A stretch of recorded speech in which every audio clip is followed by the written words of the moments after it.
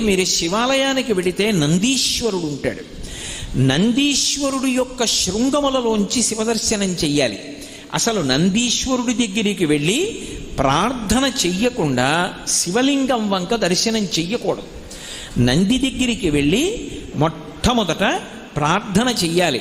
ఏమని అంటే, నందీశ్వర నమస్తుభ్యం సాంబానంద ప్రదాయక మహాదేవస్య సేవార్థం ఆజ్ఞాం దాతుమర్హసి అని అడగాలి. అనుజ్ఞాం దాతుమర్హసి. నందీశ్వర నమస్తుభ్యం. నమస్తుభ్యం అంటే రెండు చేతులు కైమోడ్చి ఇలా శిరసు ఉంచి నమస్కరించాలి. నమస్కరించి, ఓ నందీశ్వర నీకు నమస్కరిస్తున్నాను. ఎవరు నువ్వు? సాంబానంద ప్రదాయక. సా అంబ ఆనంద ప్రదాయక. అమ్మతో కలిసి ఉన్నటువంటి శివుని యొక్క దర్శనాన్ని